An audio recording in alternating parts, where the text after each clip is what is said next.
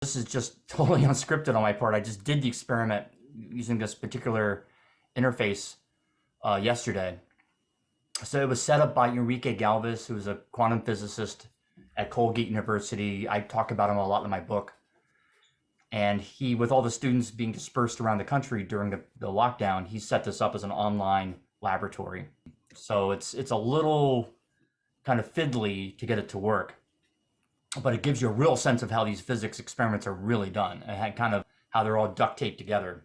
So I'm going to share my screen and hopefully you can still see. This is the actual, it's VPN'd into the Colgate, to the laboratory. So this is literally what the desktop at the lab, in the lab looks like. This is a webcam showing the laboratory bench, and there's actually a couple different angles we can get on it, which will be important later. So this is, it's probably about the size of a dining room table. And it has all sorts of equipment in it. And notice all these holes. If you've never been in a physics lab, this is very typical of a physics lab. These holes are a few inches apart and they're screw threaded. So you can actually bolt down the mirrors, the lasers, the other optics in this experiment. And that's really important because the hard part about doing this just experimentally, the hard kind of physical labor of it is getting everything lined up. It's actually not that easy to line up the lasers and everything. So once it's done, you want it to stay in place. There's different instrumentation here. So the expensive part of this apparatus is actually the detectors. And they're very easy to blow out. They're detecting single photons of light. So this, you can see how this whole setup's kept fairly dark, actually. This is actually probably brighter than it would be if you were really doing the experiment, but there's different shielding of the detectors. Okay, I've got various controls here. That's what these other windows are. They're all through Arduinos. They've got kind of a set of, I think, one Arduino for each of these panes here that will accept my typewritten commands when we get to that point. So this is the master one up here, and I can control the overall setup through it. I'm pointing with my arrow to a point kind of in this black area. So just keep your eyes on that little black area there. I'm going to turn the laser on. Now, do you see that little light right there?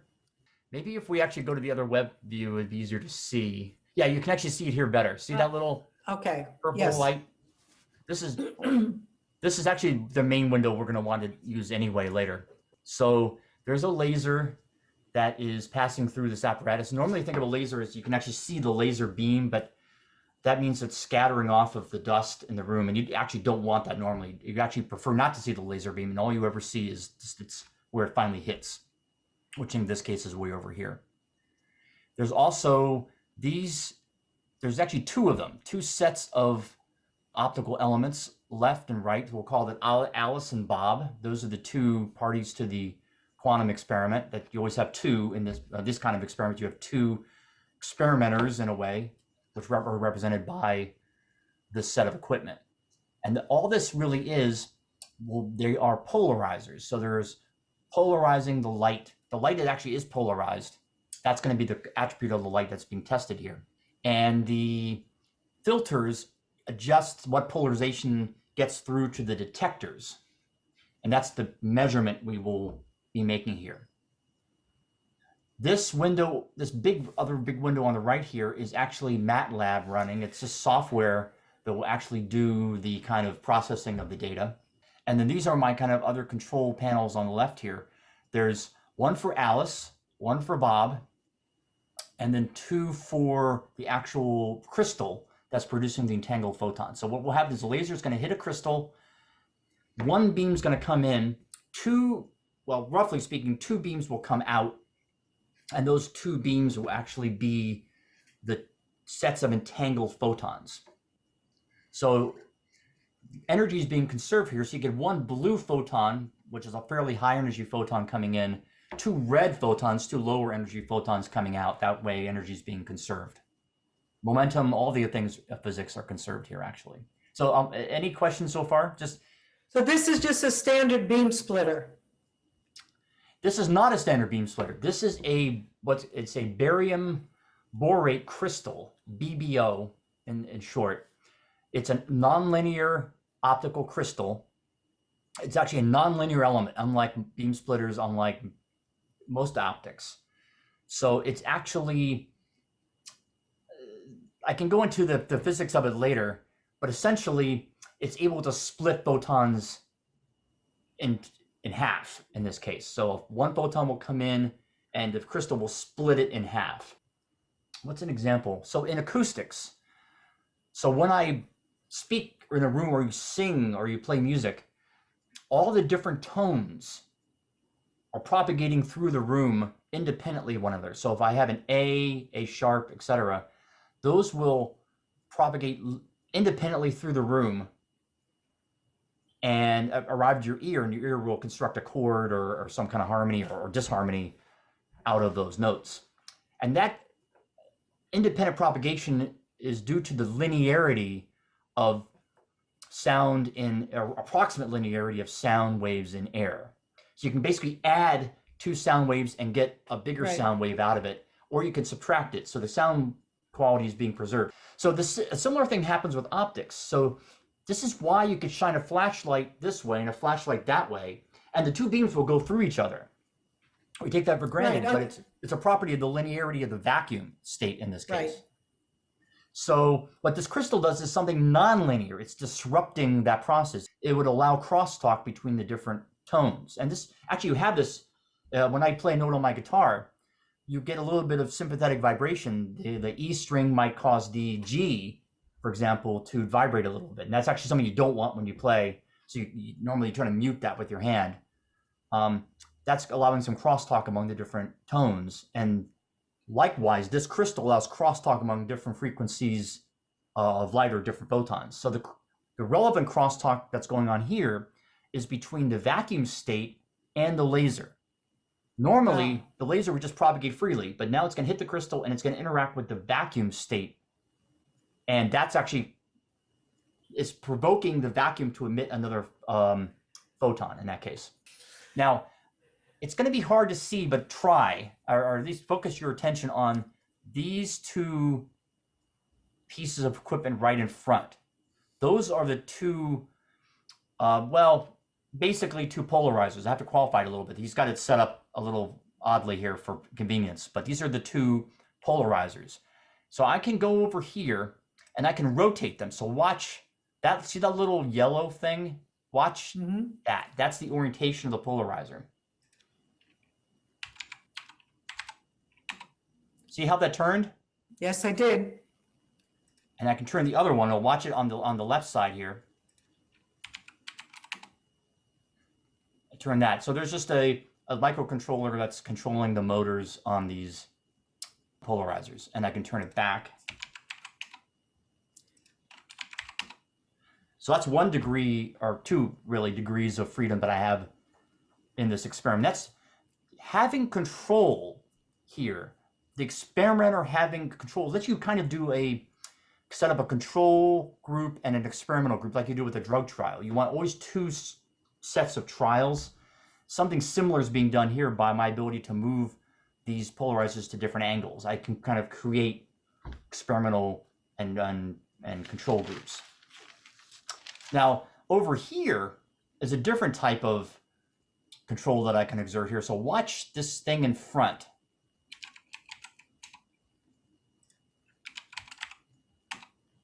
See how that moved? That thing right here? Mm-hmm. Yeah. So that is controlling whether the crystal produces entangled photons or not. So it's yet another way I can manipulate this experiment. So right now, with this is actually kind of a polarizer in its own right. It is allowing the crystal to create entangled photons. So the photons that are being created in this experiment at the very moment are actually entangled. And when I do that, they're no longer entangled. They're in what we call in physics a mixed state. In other words, they're just ordinary random. They can be half the time vertical, half the time horizontal. They're not entangled. They're independent.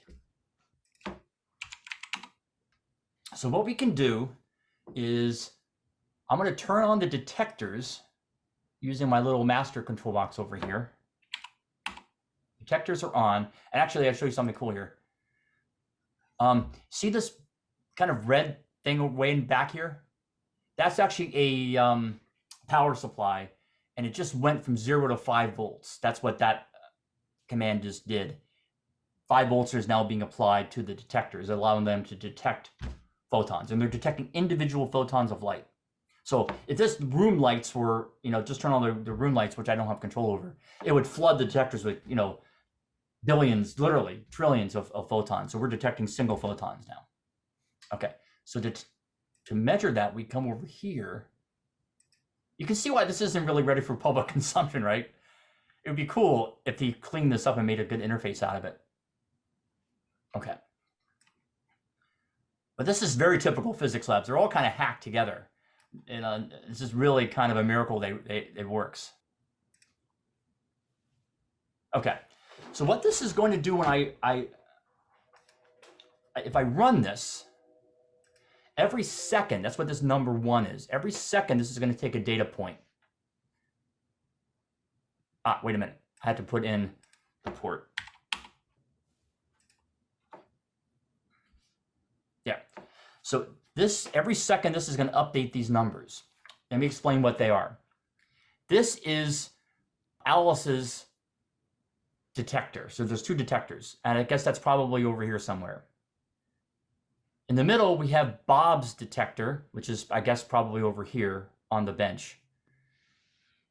And every second, this detector is registering something like 3,000 photons of light. So that laser, which is putting out billions upon billions of photons, of them, it produces roughly 3,000 entangled photons per second on each side. So there's 2 sets of photons. The 1 photon comes from the laser, 2 come out, and that's what these are. This thing on the far right is actually what we're going to be spending most of our attention on. This is the coincidences. In other words, if in this window of 40 nanoseconds, if 2 photons arrive in the same window, so this is detecting how many times did both photons of the pair get through the filters. So this is the kind of main thing we're measuring. I'm asking, of the thousands that I produce, how often do both get through the system? Now, let me just play with this a little bit and show you what I mean. So I'm going to go over to Bob, and I'm going to turn Bob's, right now, both polarizers are horizontal. So they're both oriented in a horizontal direction. You can kind of see that with this mark. I'm now going to orient them in a vertical direction. I'm going to put one of them in a vertical direction. So one of them is now, well, it's hard to see here, but this is actually counts for vertical. Notice what happened here when I did that. This went from something like 50 or 60 to 0, right? That's because what we've got here is a situation where we've got crossed polarizers. So these photons essentially have the same polarization. So if let me go back to the previous window, the previous setting. So now I've got the 2 polarizers of Alice and Bob set to the same orientation. They're both horizontal. So they both have the same polarization. So if one photon gets through the left, the other photon will definitely get through the right because it's the same orientation. They're set up to be the same. Whereas if I make one of them perpendicular to it, now if one photon gets through the left side, the other can't possibly get through the left side. Just like if I take 2 polarizers, like polarizing sunglasses, and turn them so they're 90 degrees, no light will get through. It's the same kind of principle applies. The other setting I use here is I can turn these polarizers to be diagonal. In other words, not horizontal or vertical, but either kind of 45 this way or 45 that way. So we call it diagonal and anti-diagonal. So let me set both of them to be the same diagonal. By the way, you should see these things move when I do that. Not by much, but they will move a little. Both polarizers were in horizontal, and I've moved them both into the same diagonal orientation, so 45-degree angle. Notice that basically the coincidence count is still the same. If one photon gets through this side, its partner will get through the other side for sure. So then I can change this so one is diagonal, one's anti-diagonal.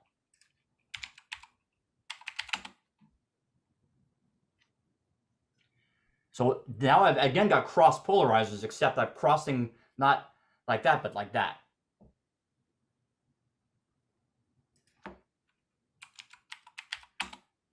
Let me go back to the old way. Now, already, before we do anything more in this experiment, already this is really weird. It takes a little thought to realize it though.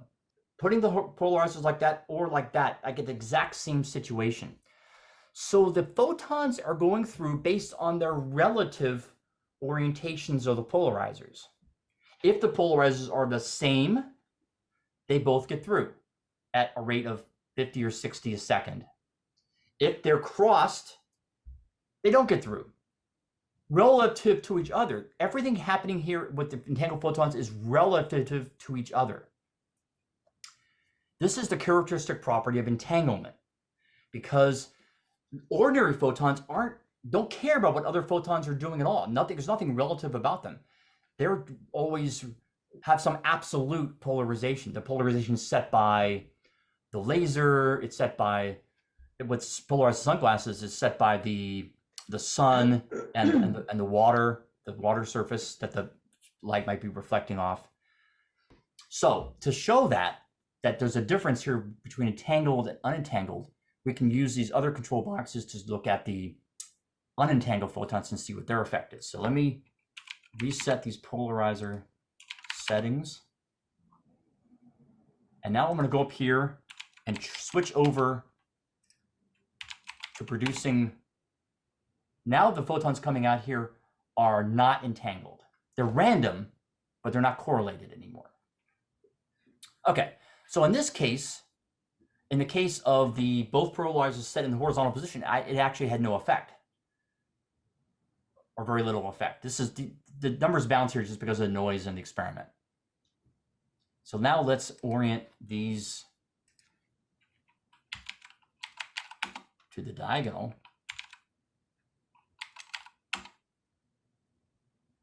So now I've got them at a diagonal, and look, it's down by, it's not to zero, but it's down by about half. This is what you expect from regular photons, is not entangled photons, that they don't, what's important to them is not the relative orientation of the filters with respect to each other, it's the absolute orientation of this filter with respect to the lab itself, or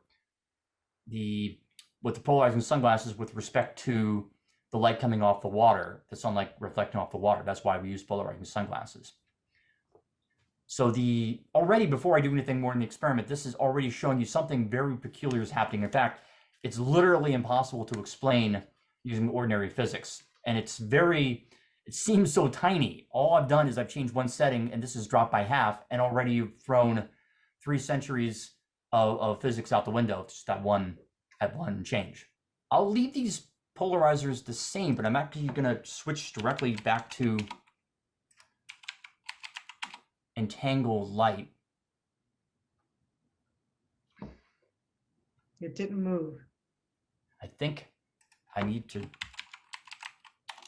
oh, it's probably because I typed the wrong number in. There. Yeah, see that's bouncing back up again? Because we're back to entangled photons whose relative positioning is determining what happens to them. So there's actually a mathematical theorem that you can formulate, and that was formulated by John Bell back in the 60s, and has been, I have a version of it in my book. It's all over the place nowadays. That you can actually do a bit better than this and really absolutely mathematically prove it is impossible for photons with some kind of absolute non-relative orientation to explain the outcomes in this experiment. You need quantum entanglement, and therefore you need some kind of non-locality. So let me clarify the non-locality issue here is exactly how it's operating. So I said that it's a relative orientations of the polarizers, and therefore the photons that matters here. So what that means is these photons are sensitive to one another. And in this case, they're sensitive across this distance. This distance is a few I don't know, inches, right? It's probably about the width of my hand in the lab. And if there were a signal, and there isn't, but if there were a signal to explain this, the signal would have to move faster than light across that distance. That's what Einstein meant by spooky action at a distance. It would have to be, this is the spooky distance he was talking about here in this particular experiment. I don't think there is any such signal. I think something deeper is happening probably with our notions of space-time. But if you wanted to explain this in terms of signaling, you would have to have instantaneous signaling across this distance. Am I making any sense at all? Yeah, in a not making sense sort of way. That's progress, right? No, that's physics. That's quantum physics.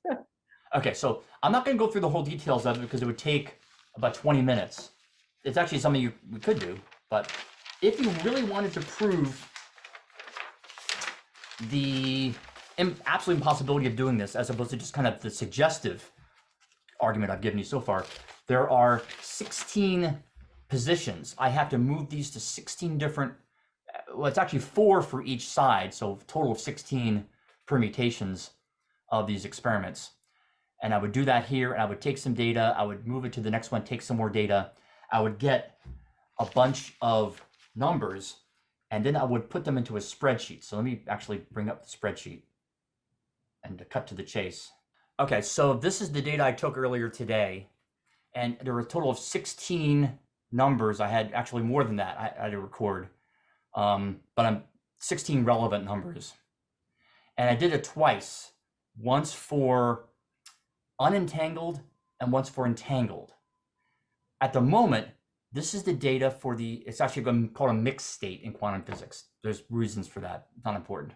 So these are the unentangled photons. So I went through each of these angles, 22.5 degrees, 67.5 degrees, 45 degrees, and 0 degrees on both sides. So a total of 16 combinations of those. And I recorded how many coincidences got through. In this case, I did it for 10 seconds rather than 1 second. So instead of roughly 50, it would be roughly 500, or up to 500, depending on the orientation of these things. And these are the numbers I got, and they vary. And that's just due to, it's a cosine. It's actually just trigonometry, it turns out, due to the different angle orientations here. Cosine squared, sorry. And you put those numbers in, and there's some mathematical derivation that it's not important. It basically is doing the mathematical proof of whether it's possible for this to be simulated by photons with fixed polarization rather than kind of relative polarization. And the relevant number, this is S number, SCHSH, that's actually an H hidden here. There, 1.3453, you see that? Yes. Yeah, if that number is less than 2, it can be simulated by ordinary processes. So the number is indeed less than 2, and these are unentangled photons. So yeah, of course, they can be simulated by ordinary classical non-entangled process. So then, these are the entangled numbers here.